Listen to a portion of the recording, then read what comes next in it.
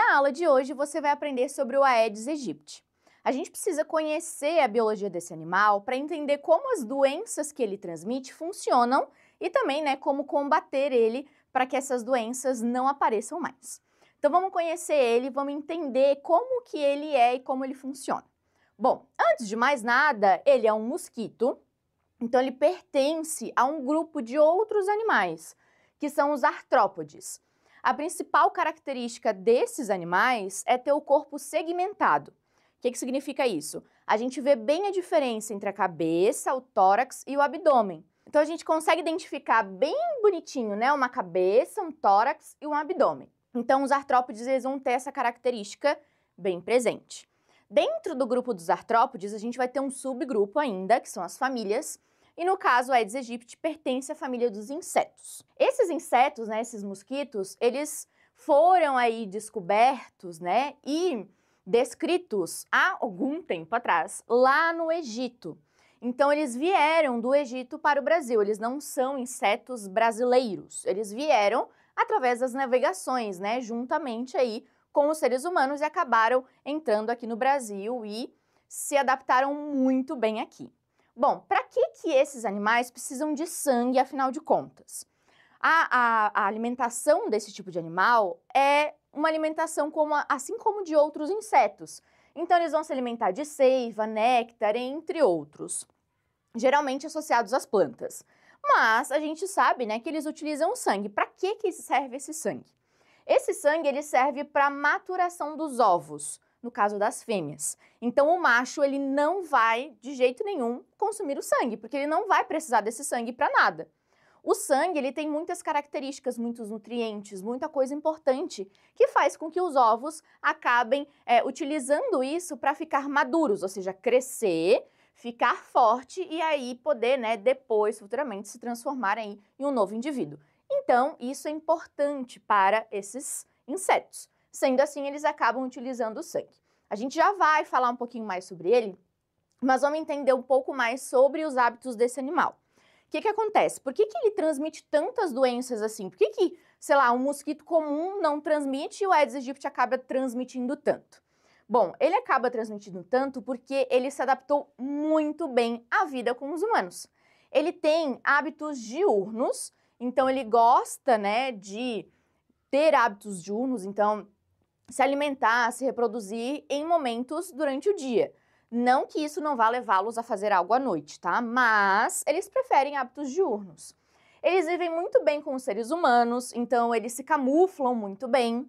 Eles conseguem conviver com a gente, andar de elevador, andar de carro, por exemplo, com a gente. Então eles se adaptaram extremamente bem a gente. Sendo assim, eles acabam tendo muito ambiente para circular, diferente de outros insetos e outros mosquitos que não gostam tanto, dessa movimentação que o ser humano tem e acabam não se adaptando tão bem a ambientes urbanos, por exemplo. Já o Aedes aegypti se adaptou extremamente bem.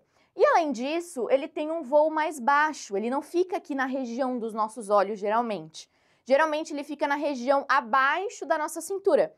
Sendo assim, a gente não o percebe e isso facilita, as fêmeas picarem os seres humanos e aí conseguirem colocar os seus ovos. Então, essa adaptação com a gente foi extremamente positiva para o mosquito. Sendo assim, ele acaba, sendo transmissor, sendo vetor de várias doenças. Aí os vírus, como não são bobos nem nada, eles acabaram fazendo o quê? Se adaptando ao mosquito.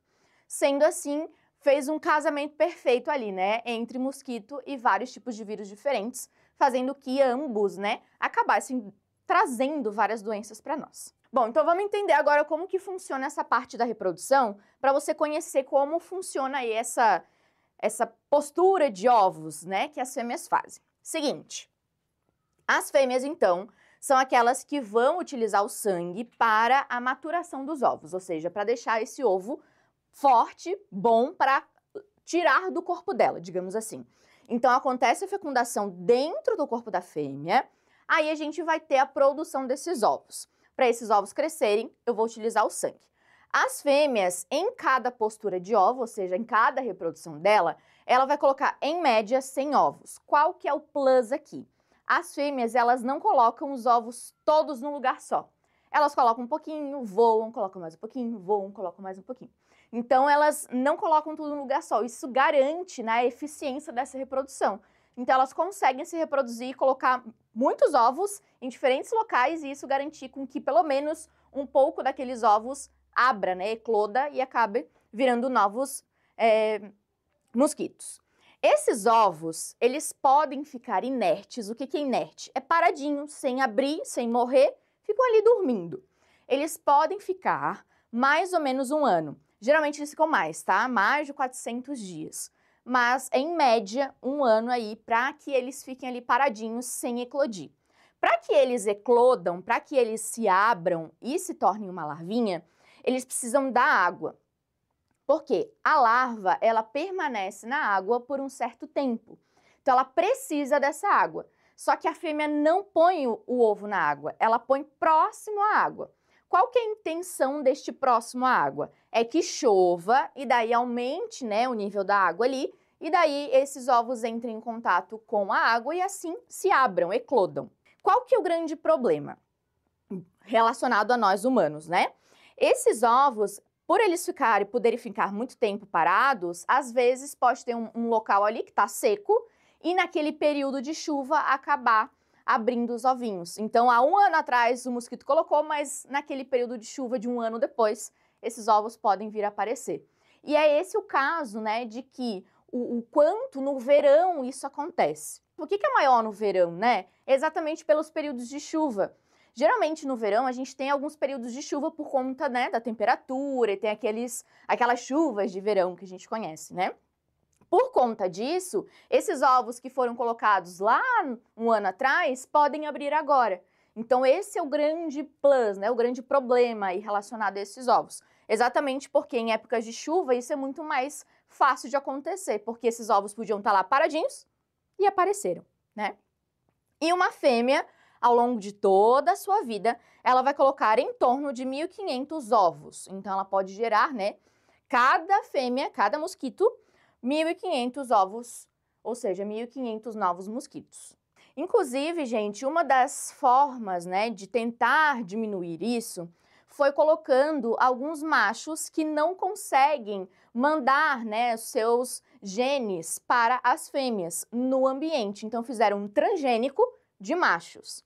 O que acontece com esses transgênicos? Eles fazem a cópula, fazem a reprodução, porém, os gametas não se juntam. Então, mesmo que a fêmea tente colocar os ovos ali, nada vai nascer porque não foi fecundado, digamos assim, né? Então, foi uma das maneiras, né, de tentar diminuir a quantidade de mosquitos do Aedes aegypti no planeta. Bom, vamos entender como que é o ciclo de vida do animal. O que acontece? O indivíduo adulto, então, após a fêmea pegar o sangue, mais ou menos em 3 dias, ela já consegue colocar os ovinhos no ambiente. Os ovos, para se tornar larva, a gente não vai saber por quê, porque vai depender da água. Se eu tiver água ali no ambiente, bom, vai já nascer. Agora, se não tiver, ele pode ficar lá mais de 400 dias. Então, a gente não tem como saber o período, né, em ovo e larva. Uma característica importante é que, às vezes, a gente encontra o ovo do Aedes aegypti meio transparente, translúcido, e, às vezes, a gente encontra preto. É o mesmo mosquito? Sim, é o mesmo mosquito. Qual que é a diferença? Um deles ficou mais tempo ali em contato com o oxigênio. E o oxigênio oxida essa parte de fora do ovinho, e daí ele acaba ficando preto. Mas é o mesmo mosquito e ele não morreu ali, ele continua vivo, tá? Aí, após a eclosão, né, dos ovos, eu vou ter as larvas, que elas vão se alimentar na água, geralmente de matéria orgânica. Então, coisas que caem ali, animaizinhos, pequenos insetos que estão ali, ela vai acabar se alimentando. O que é interessante sobre as larvas? Os peixes comem essas larvas. Então, muitos locais que tem, por exemplo, lago, se a gente adicionar o peixe, né, peixes que se alimentam de larvas, acaba sendo uma boa forma também de evitar o mosquito, porque os peixes gostam de se alimentar dessas larvas. A larvinha, após mais ou menos 5 dias, ela vira pulpa. É como se fosse um casulo de borboleta, sabe? Só que nesse caso aqui é um casulo de mosquito. Esse casulinho, ele não se alimenta, ele vai permanecer ali se transformando.